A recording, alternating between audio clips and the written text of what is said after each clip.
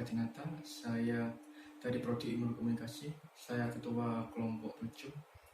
Saya di sini akan mempresentasikan hasil dari kerja kami. Sebelumnya akan perkenalkan dulu dari kelompok kami. Hai semuanya, perkenalkan namaku Siti Masrofatul Vina, biasa dipanggil Vina. Assalamualaikum warahmatullahi wabarakatuh. Perkenalkan nama saya Nurlailiatul Fitriah. Assalamualaikum warahmatullahi wabarakatuh.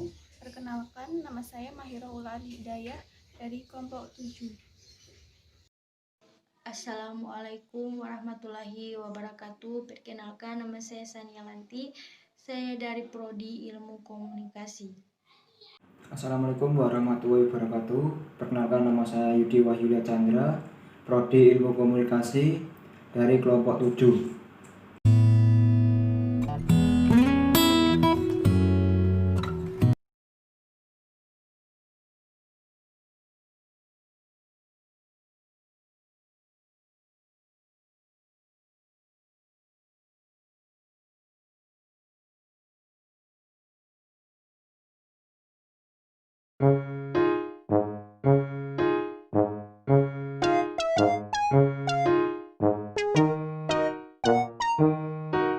Oke, langsung saja.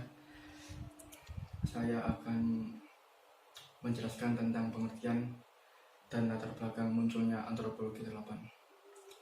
Secara umum, antropologi terapan adalah satu bidang ilmu dari antropologi, tempat pengetahuan, keterampilan, dan sudut pandang.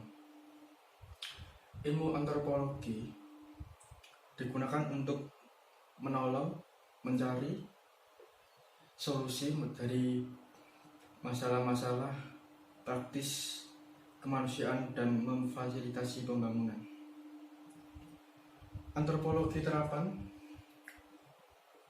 merupakan cabang antropologi yang belum lama dikenal, yang muncul untuk menjawab tantangan zaman. Antropologi terapan ini diadakan untuk langsung diaplikasikan sesuai kondisi, misalnya pasukan militer yang ditugaskan di daerah konflik, mereka perlu dibekali dengan antropologi yang langsung bisa diaplikasikan di daerah konflik, sehingga misi yang mereka emban dapat tercapai. Antropologi terapan mengkaji atau berhubungan dengan budaya dan kelompok sosial yang hidup pada masa kini. Studi antropologi terapan adalah berkenaan dengan kebutuhan dan masalah nyata dihadapi kelompok sosial tersebut pada masa kini, seperti masalah konflik etnis atau etnis, pengangguran, bencana alam, penyalahgunaan obat, HIV, AIDS, kemiskinan, dan lain sebagainya. Ilmu terapan berbeda dengan ilmu murni. Perbedaannya itu, ilmu terapan dipelajari, diketahui, dan diterapkan, diaplikasikan di tempat yang bersangkutan sesuai dengan situasi. Kajian untuk dimanfaatkan masyarakat. Sedangkan ilmu murni merupakan ilmu yang benar-benar sekedar untuk diketahui manfaatnya. Untuk itu, ilmu itu sendiri.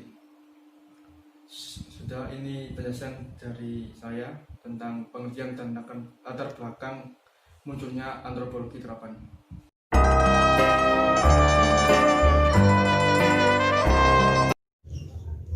Di sini saya akan menjelaskan perkembangan antropologi di berbagai negara. Yang pertama, perkembangan antropologi terapan di Amerika.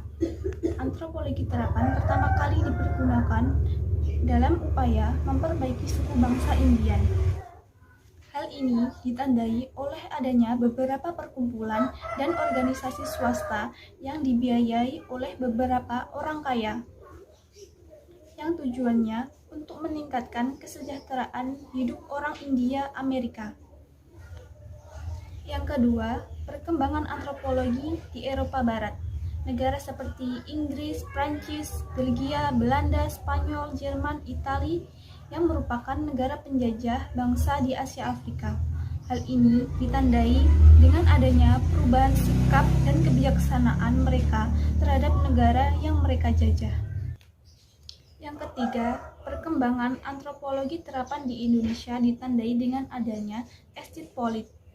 Antropologi terapan di Indonesia merupakan pengetahuan manusia, masyarakat, dan kebudayaan Indonesia yang terdiri dari beberapa suku bangsa yang perlu ditingkatkan. Maka, ilmu antropologi di Indonesia disebut etnologi atau Volkenkunde atau ilmu bangsa-bangsa, yaitu ilmu yang memegang peran penting dan bersifat terapan sebagai ilmu yang mempelajari cara berpikir bangsa Indonesia.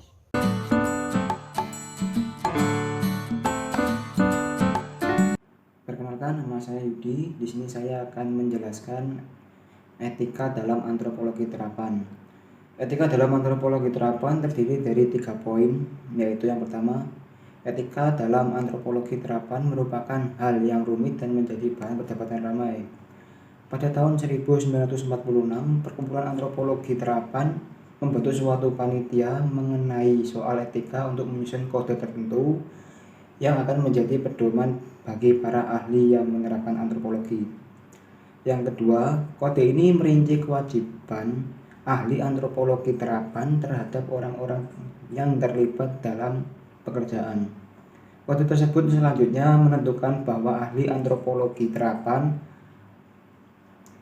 harus setuju untuk melaksanakan penyelidikan secara ilmiah, serta memberitahukan hal-hal penelitian kepada rekannya.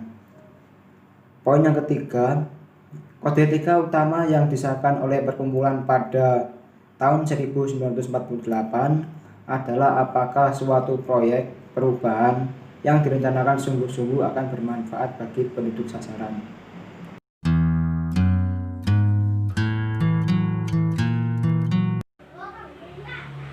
Saya di sini akan menjelaskan tentang jenis-jenis antropologi terapan. Antropologi terapan dibagi menjadi 5, yaitu nomor 1, antropologi pertanian, yaitu sebuah penelitian yang mengarah pada bidang pertanian. Contohnya, alternatif untuk perkembangan sistem pertanian. Yang nomor 2, antropologi arsitektur adalah sebuah penelitian yang mengarah pada tata cara penataan pembangunan. Contohnya, merancang sebuah pembangunan rumah sesuai dengan budaya yang ada. Yang nomor 3, antropologi bisnis, yaitu sebuah penelitian yang mengarah pada sistem perkembangan suatu bisnis. Contohnya, penelitian produk baru. Yang nomor 4, yaitu antropologi pembangunan, adalah sebuah penelitian yang mengarah pada bidang pembangunan.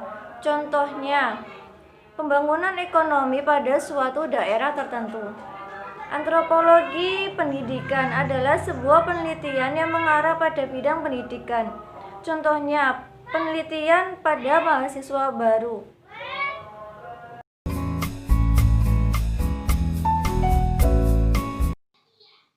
Saya akan menjelaskan tujuan dari antropologi terapan. Tujuan dari antropologi terapan berkenaan dengan analisis, penelitian, dan pencarian solusi atas masalah terkait manusia dalam berbagai bidang dan garis waktu. Antropologi terapan juga berjabatan perusahaan atau organisasi dengan masyarakat yang telah dilayani. Dan saya juga akan menjelaskan contoh dari antropologi terapan. Yang pertama, sebagai ilmu terapan yang dipergunakan oleh Belanda untuk menguasai Aceh. Yang kedua, mengkaji atau berhubungan dengan budaya-budaya dan kelompok sosial yang hidup pada masa kini. Living Cultures and Contemporary PO+. Dan yang ketiga, berkenaan dengan kebutuhan dan masalah nyata yang dihadapi kelompok sosial tersebut pada masa kini.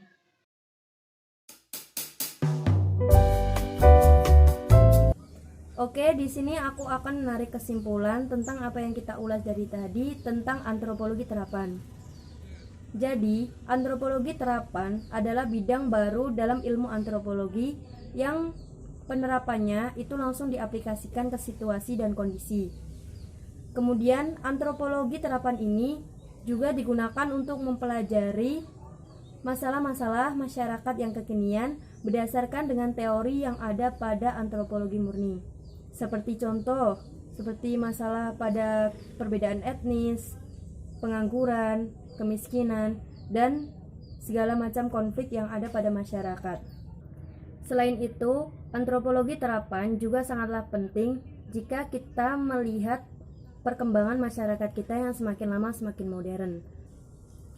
Nah, jika kita melihat tentang perkembangan antropologi terapan itu pertama kali digunakan di Amerika untuk memperbaiki suku bangsa Indian. Kemudian berkembang lagi di negara-negara Eropa Barat seperti di Inggris, Prancis, Belanda, Spanyol, dan juga berkembang di negara kita, Indonesia. Kemudian, antropologi terapan ini juga digunakan untuk menjembatani antara perusahaan atau organisasi dengan masyarakat yang mereka layani.